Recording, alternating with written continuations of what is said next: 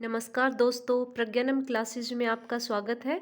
आज हम पढ़ने वाले हैं केंद्रीय मंत्री परिषद, सेंट्रल काउंसिल ऑफ मिनिस्टर। देखिए, हम प्रधानमंत्री के बाद अब केंद्रीय मंत्री परिषद पढ़ने वाले हैं। भारतीय जो संसदीय व्यवस्था है हमारे भारतीय संविधान में, वह है किस पे आधारित है? ब्रिटिश मॉडल के ऊपर आधारित है। हमारी राजनीतिक और प्रशासनिक व्यवस्था की मुख्य कार्यकारी अधिकारी किसको माना गया है? मंत्री परिषद को माना गया है। और जिसका नेतृत्व कौन करता है? प्रधानमंत्री करता है। देखिए, संविधान में जो संसदीय शासन व्यवस्था है उसने हमें अपनाया है और उसमें किसकी बात की गई है? एक हमारा प्रधानमंत्री होगा, हमारी मंत्री परिषद होगी, जिसका मुखिया कौन होगा? प्रधानमंत्री होगा। देखिए, अनुच्छेद 74 है वो मंत्री परिषद से संबंधित है। इसमें बात की गई है कि राष्ट्रपति को सलाह और परामर्श देने के लिए एक मंत्री परिषद होगी, जिसका मुखिया कौन होगा? पीएम हो गया। देखिए, अनुच्छेद 75 है, ये बात करता है कि ये किससे संबंधित है? मंत्रियों की नियुक्ति से, कार्यकाल, उत्तरदायित्व, अहर्ता, शपथ, वेतन आदि इनसे संबंधित है। जिसको अब हम देखेंगे कि जो हमारा आर्टिकल 75 है वो किस टाइप का प्रावधान करता है, उसमें क्या क्या बातें हैं वो मंत्री परिषद के बारे में कही गई है। तो हम देखते हैं इसका फर्स्ट पॉइंट, पीएम की नियुक्ति राष्ट्रपति करेगा तथा अन्य मंत्रियों की नियुक्ति पीएम की सलाह पर राष्ट्रपति करेगा। देखिए, प्रधानमंत्री की नियुक्ति भी कौन करता है? राष्ट्रपति। और अन्य जो मंत्री हैं उनकी नियुक्ति भी कौन करता है? राष्ट्रपति। लेकिन किसकी सलाह पर करता है? प्रधानमंत्री की सलाह पर करता है। दूसरा पॉइंट है हमारा, प्रधानमंत्री सहित मंत्री परिषद के सदस्यों की कुल संख्या लोकसभा की कुल संख्या के 15% से अधिक नहीं होगी और इस उपबंध का समावेश 91वें संविधान संशोधन 2003 के द्वारा किया गया है। देखिए, आगे जब हम दल बदल का चैप्टर पढ़ेंगे उसमें भी ये प्रावधान हम देखेंगे और ये बहुत ही ज़्यादा इम्पोर्टेंट है ये क्वेश्चन, और बार बार एग्जाम में पूछा जाता है कि भाई मंत्री परिषद की जो सदस्यों की संख्या कितनी नहीं होगी? लोकसभा की कुल सदस्य संख्या के 15% से अधिक नहीं होगी। ये वेरी वेरी इंपॉर्टेंट क्वेश्चन है, इसको आपको याद रखना है। भाई 15% क्यों डिसाइड की गई है? 91वें संविधान संशोधन में की गई है, 2003 में की गई है। क्योंकि देखिए, वैसे तो हम अगर हमारे बहुत सारे मंत्री हो जाएं, यदि सभी हमारे जो सांसद है यदि उनको मंत्री बना दिया जाता है तो कितना ज़्यादा हमारे देश की जनता है उस पर अनावश्यक खर्च बढ़ता है, क्योंकि इनके वेतन भत्ते, आने जाने का, स्वास्थ्य का बहुत सारा, तो एक लिमिट होनी चाहिए। तो इसीलिए ये 15% की लिमिट की गई है कि इससे ज़्यादा जो है वो लोकसभा की कुल सदस्य संख्या के 15% से ज़्यादा है वो नहीं बन सकती मंत्री परिषद के सदस्यों की संख्या। अब जो हमारे मंत्री हैं वो राष्ट्रपति के प्रसाद पर्यंत ही पद धारण करेंगे। यदि कार्यकाल पूछा जाए तो राष्ट्रपति के प्रसाद पर्यंत। हमने जो प्रधानमंत्री के बारे में भी देखा था वो भी क्या करते हैं? राष्ट्रपति के प्रसाद पर्यंत ही काम करते हैं, उनका कार्यकाल भी इतना ही रहता है। ये हमारे संविधान में इसका प्रावधान किया गया है। लेकिन राष्ट्रपति प्रधानमंत्री को भी कब तक नहीं हटा सकता? जब तक कि वो उसके लोकसभा में बहुमत है। और जो अन्य मंत्रियों को तब तक प्रधानमंत्री उनको हटाने के लिए नहीं बोलते तब तक राष्ट्रपति उनको नहीं हटाते हैं। मंत्री परिषद लोकसभा के प्रति सामूहिक रूप से उत्तरदायी होगी। जो मंत्री परिषद है वो किसके प्रति सामूहिक रूप से उत्तरदायी है? ये भी क्वेश्चन इंपोर्टेंट बनता है, लोकसभा के प्रति। ठीक है, जो राष्ट्रपति है उनको पद और गोपनीयता की शपथ दिलाते हैं। तो किसके सामने शपथ लेते हैं? पद और गोपनीयता की शपथ राष्ट्रपति दिलाते हैं। ठीक है, मंत्री परिषद के जो सदस्य हैं। अच्छा, मंत्रियों के वेतन भत्ते उसको भी कौन डिसाइड करती है? संसद है, वो समय समय पर मंत्रियों के वेतन भत्ते है वो निर्धारित करती है। अब हमारा ये पॉइंट है, ये छूट गया है, इसको देखते हैं। मंत्रियों को 6 माह की अवधि तक बिना किसी सदन का सदस्य हुए भी वो क्या कर सकते हैं? मंत्री रह सकते हैं। लेकिन 6 माह की अवधि तक किसी न किसी सदन का सदस्य यदि नहीं है तो उसको मंत्री पद से फिर हटना पड़ेगा। देखिए, चाहे प्रधानमंत्री है या फिर अन्य कोई मंत्री है, वो 6 माह तक ही वो क्या रह सकता है? मंत्री पद पे रह सकता है, यदि वह किसी सदन का सदस्य नहीं है तो। यदि वह लोकसभा या राज्यसभा फिर इन 6 महीने के अंदर किसी की भी सदस्यता ले सकता है, लेता है तो फिर वो मंत्री पद उनका कंटिन्यू रहेगा, नहीं तो फिर उनको क्या किया जाएगा, हटा दिया जाएगा। ठीक है, तो लोकसभा या राज्यसभा में से किसी न किसी का सदस्य होना जरूरी है। अगर नहीं है और फिर भी मंत्री पद उनको प्राप्त हो जाता है तो फिर 6 माह की अवधि है, इसको भी हमें याद रखना है। और मंत्रियों के वेतन भत्ते संसद है वो डिसाइड करती है। तो ये सभी पॉइंट है हमारे वो इम्पोर्टेंट है कि अनुच्छेद 75 में किसकी बात की गई है, मंत्रियों से संबंधित है कि कौन नियुक्ति करेगा, राष्ट्रपति नियुक्ति करेगा, है ना। किसकी जो सलाह पे करेगा, प्रधानमंत्री की सलाह पे करेगा। कितने % होनी चाहिए इनकी मंत्रिपरिषद की संख्या, 15% से अधिक नहीं होने चाहिए। किसके प्रसाद पर्यंत इनका कार्यकाल रहेगा, राष्ट्रपति के प्रसाद पर्यंत ये काम जो करेंगे। लोकसभा के प्रति सामूहिक उत्तरदायित्व तो किसके प्रति होगा, तो लोकसभा के प्रति।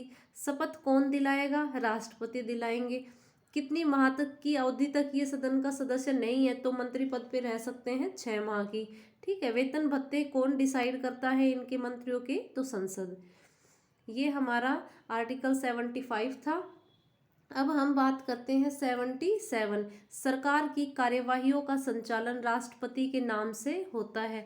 देखिए, जो भी सरकार, चाहे वो प्रधानमंत्री कोई कार्य करते हैं, ये सब कार्य है, वास्तविक शक्तियां तो प्रधानमंत्री के पास है, लेकिन ये सारी कार्यवाहियां किसके नाम से की जाती हैं, राष्ट्रपति के नाम से की जाती हैं।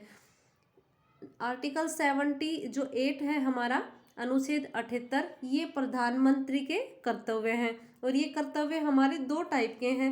एक तो पहला है मंत्रिपरिषद के निर्णयों तथा विधायन के प्रस्तावों के बारे में सूचित करें कि भाई राष्ट्रपति को संघ के जो प्रशासन से संबंधित मामले में मंत्रिपरिषद द्वारा लिए गए जितने भी निर्णय हैं या फिर विधायन के प्रस्ताव हैं उनके बारे में सूचित करें। ये किसका कर्तव्य है, तो प्रधानमंत्री का कर्तव्य है। दूसरा है कि राष्ट्रपति जो भी इन प्रस्तावों से संबंधित जो भी सूचनाएं चाहे मांग सकता है तो वो भी कौन उपलब्ध करवाएगा, प्रधानमंत्री वो सूचनाएं हैं समय समय पे जो राष्ट्रपति को देगा। तो ये है हमारा अनुच्छेद 78 जो प्रधानमंत्री के कर्तव्यों से संबंधित है। मंत्रिपरिषद का परामर्श राष्ट्रपति के लिए बाध्यकारी बना दिया गया है और यह सलाह परामर्श की जांच न्यायालय द्वारा नहीं की जा सकती। देखिए, जो ये भी हमारा परामर्श है, ये मंत्रिपरिषद जो भी परामर्श अथवा सलाह राष्ट्रपति को देती है तो वो इसके लिए बाध्यकारी है। वो अपनी मनमर्जी से कोई भी बात नहीं कर सकता, जैसा उसको परामर्श दिया गया है वो उसी के अकॉर्डिंग जो है वो काम करते हैं। तो बाध्यकारी है या नहीं है, तो बाध्यकारी है और इसको न्यायालय में चुनौती नहीं दी जा सकती या फिर इसको सलाह या परामर्श की जांच न्यायालय में के द्वारा नहीं की जा सकती। तो ये भी बहुत ही ज़्यादा इम्पोर्टेंट है। देखिए, जितने भी हमने पॉइंट्स बना रखे हैं घूम फिर के क्वेश्चन यहीं से बनते हैं और मैं उम्मीद करती हूँ कि इससे बाहर आपका क्वेश्चन है वो नहीं जाएगा। इसके बाद आगे बढ़ते हैं हम मंत्रियों के उत्तरदायित्व। देखिए, शपथ की भी आपको याद रखना है कि शपथ कौन दिलाता है, शपथ दिलाता है राष्ट्रपति। और वह शपथ क्या लेते हैं कि भाई हम अपने संविधान को सच्ची श्रद्धा से निष्ठा से रखूंगा, अखंडता और संप्रभुता को अक्षुण्ण रखूंगा, है ना, और अपने कर्तव्यों का श्रद्धापूर्वक और शुद्ध अंतःकरण से निर्वाह करूंगा। तो ये सभी शपथ भी लेते हैं राष्ट्रपति के सामने। अब मंत्रियों के उत्तरदायित्व हैं। देखिए, मंत्रियों के जो उत्तरदायित्व हैं ये 2 प्रकार के हैं। एक तो सामूहिक उत्तरदायित्व है इनका और एक व्यक्तिगत उत्तरदायित्व है ना। सामूहिक उत्तरदायित्व है वो, उसमें मंत्रियों का कर्तव्य है कि वह मंत्रिमंडल के निर्णयों को माने, वह संसद के बाहर व भीतर उनका समर्थन करे। देखिए, इसमें क्या होता है कि ये ऐसा नहीं है कि मंत्रियों का ये कर्तव्य बनता है कि उससे जो संसद के बाहर या भीतर उनका समर्थन करें। यदि कोई मंत्री मंत्रिमंडल के निर्णय से असहमत है या फिर उसका समर्थन नहीं करता है तो उसके लिए तैयार नहीं है तो फिर उसे त्यागपत्र देना होगा। क्यों? क्योंकि सामूहिक उत्तरदायित्व उनका है। तो सामूहिक उत्तरदायित्व में क्या है, वो सभी इस बात से सहमत होने चाहिए। यदि वो सहमत नहीं है तो फिर उसको त्यागपत्र देना पड़ता है। जैसे फॉर एग्जाम्पल है 1953 में अंबेडकर ने हिंदू कोड बिल को लेकर अपने साथियों के साथ उनके मतभेद थे, तो उन्होंने क्या किया था, फिर त्यागपत्र दिया था। ठीक है, तो इस तरीके से उन्होंने त्यागपत्र दिया है। ऐसे ही एक एग्जाम्पल सीरी देशमुख का है, जो राज्यों की पुनर्गठन नीति से मतभेद की देती हुए उन्होंने त्यागपत्र दे दिया। ठीक है, आरिफ मोहम्मद ने भी मुस्लिम महिला के जो तलाक से संबंधित अधिनियम था, तो उन्होंने भी त्यागपत्र दे दिया। तो ये कुछ हमारे ऐसे एग्जाम्पल हैं जिन्होंने त्यागपत्र दिया है। तो सामूहिक उत्तरदायित्व क्या है कि सभी निर्णय से सहमत होने चाहिए। अब बात आती है किसकी, व्यक्तिगत उत्तरदायित्व की। राष्ट्रपति किसी भी मंत्री को केवल पीएम की सलाह पर ही हटा सकता है। देखिए, वो अपनी मनमर्जी से नहीं हटाते। और जो आर्टिकल 75 है वो व्यक्तिगत उत्तरदायित्व से संबंधित है। और इसमें बात की गई है कि कोई भी व्यक्ति है वो उसको प्रधानमंत्री की सलाह के बिना राष्ट्रपति नहीं हटा सकता है। ठीक है, तो ये आपको याद रखना है।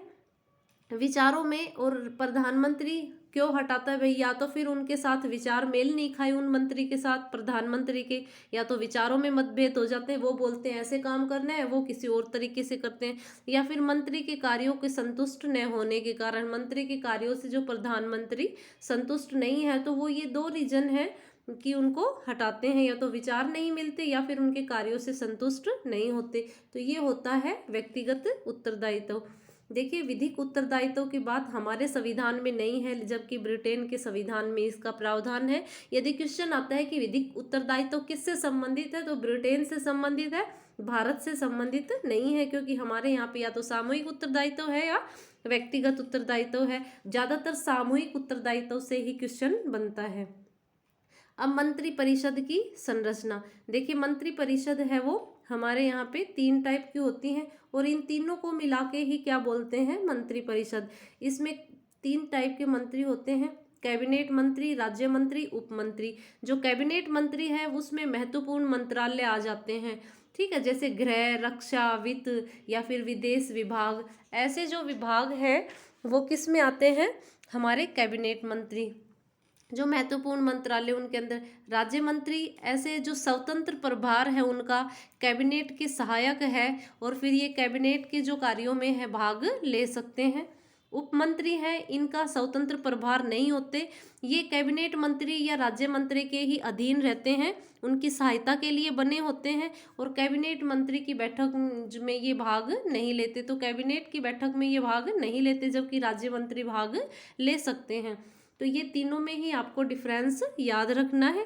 कैबिनेट मंत्री जो बिल्कुल महत्वपूर्ण मंत्रालय होते हैं, राज्य मंत्री स्वतंत्र प्रभार के होते हैं, कैबिनेट के सहायक होते हैं और भाग ले सकते हैं। उप मंत्री हैं, ये स्वतंत्र प्रभार नहीं है इनका और सहायता के लिए होते हैं, और कैबिनेट की बैठक में भाग भी ये नहीं ले सकते। ठीक है, तो 3 टाइप के मंत्री होते हैं।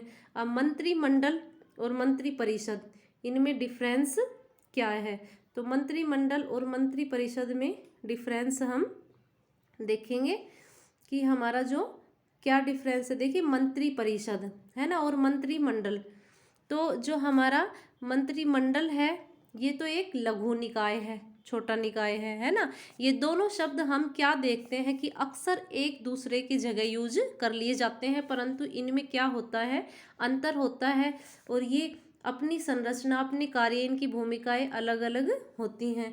इसलिए हम इनके बारे में पढ़ेंगे कि मंत्रिपरिषद तो एक बड़ा निकाय होता है और मंत्रिमंडल एक छोटा निकाय होता है। इसमें देखिए सभी मंत्री शामिल हो जाते हैं। मंत्रिपरिषद में हमने पढ़ा था ना कि कैबिनेट मंत्री, राज्य मंत्री, उप मंत्री सभी, लेकिन इसमें लघु निकाय है, ये वो 15-20 महत्वपूर्ण मंत्री होते हैं जिसके पास अहम डिपार्टमेंट होते हैं, या मैं कहूँ कि मुख्य मुख्य विभाग होते हैं, ये मंत्रिमंडल में शामिल होते हैं।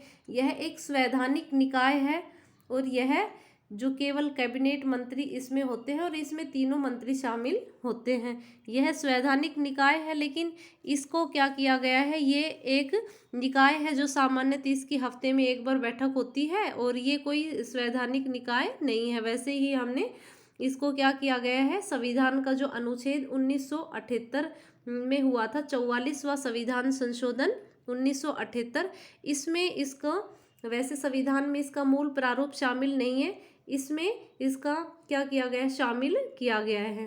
ठीक है, तो ये एक संवैधानिक निकाय है मंत्रिपरिषद, और इसको 44वें संविधान संशोधन में इसकी बात की गई है।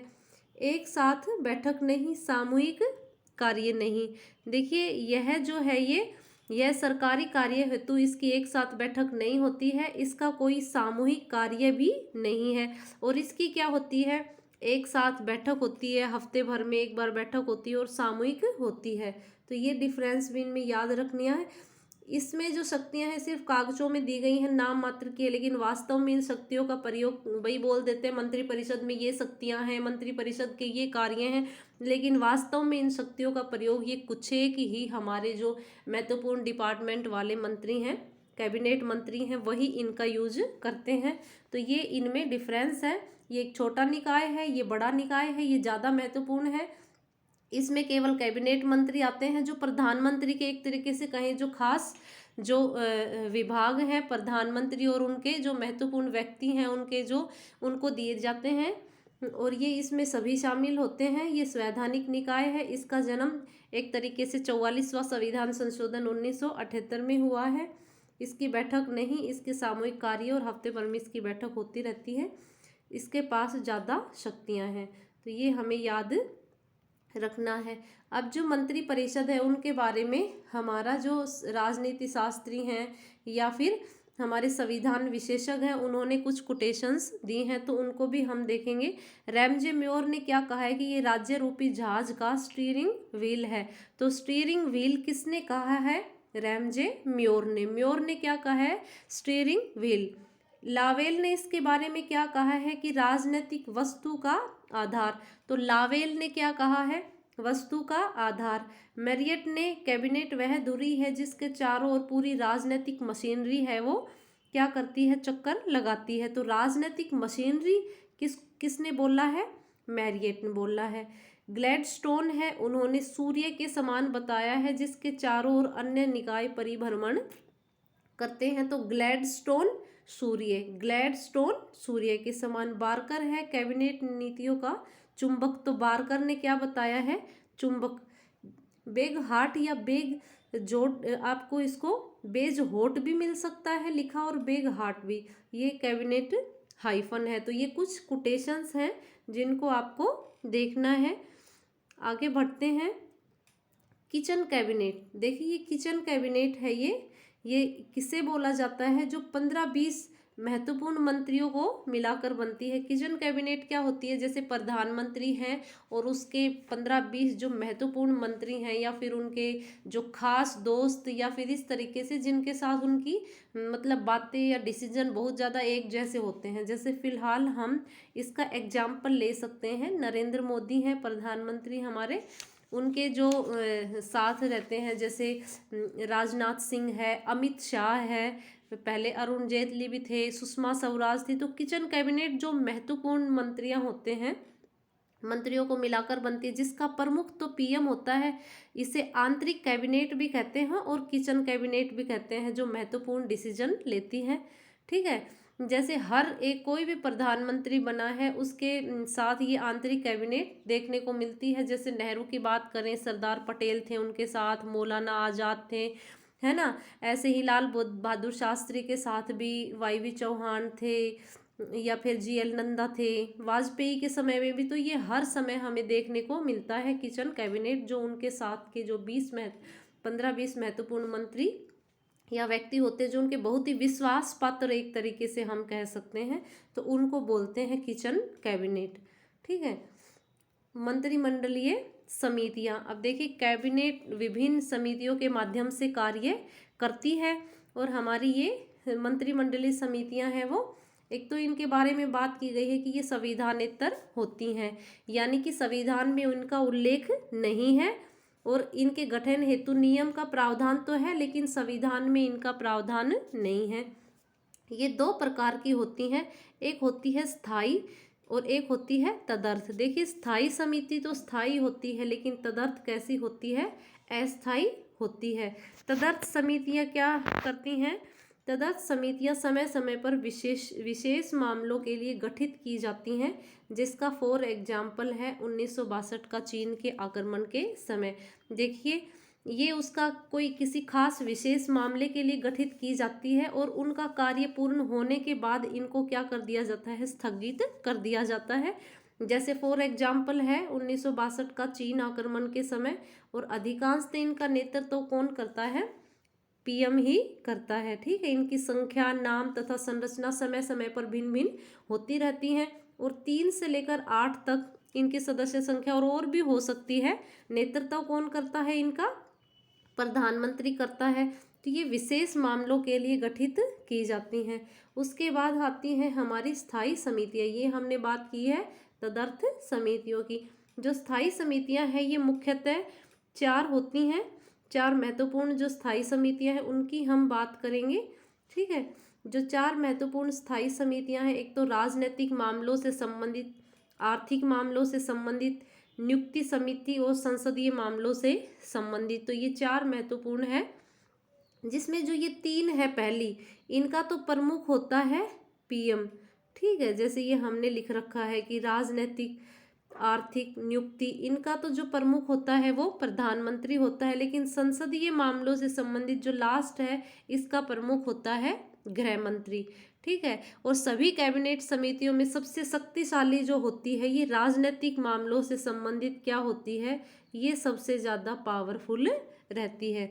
ठीक है, और जिसे प्राय सुपर कैबिनेट भी बोल दिया जाता है। तो ये आपको याद रखनी है कि सबसे ज़्यादा महत्वपूर्ण कौन सी है, राजनीतिक मामलों से संबंधित, और सुपर कैबिनेट भी किसे बोला जाता है, इसे बोला गया है। ठीक है, राजनीतिक मामलों से संबंधित स्थायी समिति को। तो ये हमने समितियां देखी हैं, 2 समितियां, एक तो स्थायी और एक तदर्थ समितियां। तो ये हमारा कंप्लीट होता है यहाँ पे चैप्टर केंद्रीय मंत्री परिषद, जिसमें हम पढ़ चुके हैं 74 क्या कहता है, 5 क्या कहता है, 77 की, 78 की शपथ, उत्तरदायित्व इनके, है ना, कितने 6 माह से अधिक तक नहीं रह सकते बिना सदन का सदस्य हुए, 15% से अधिक मंत्री नहीं बन सकते, है ना, लोकसभा के। तो इस तरीके से हम तमाम बातें हैं वो केंद्रीय मंत्री परिषद के बारे में पढ़ चुके हैं। आगे और आपके लिए इससे आगे हम वीडियो लेके आएंगे आपके सिलेबस के अकॉर्डिंग, यूजीसी नेट और आरपीएससी फर्स्ट ग्रेड और अन्य जो अदर एग्जाम है, चाहे वो एसएससी है, यूपीएससी, उन सब में ही काम आते हैं जो ये हमारे पोर्शन है। ये वीडियो देखने के लिए आगे ही ऐसे ही हमारे साथ बने रहें, और जो हमारा, अगर आप लोगों का सहयोग रहा तो देखिए जो कंप्लीट हम इसको करेंगे, और यदि आप लोगों का सहयोग नहीं रहा तो हो सकता है इसको इतना ज़्यादा हर एक चैप्टर को ना करवाया जाए, जो इम्पोर्टेंट टॉपिक है उन्हीं की फिर हम बात करें। तो आप ऐसे ही बने रहें। धन्यवाद, जय हिंद।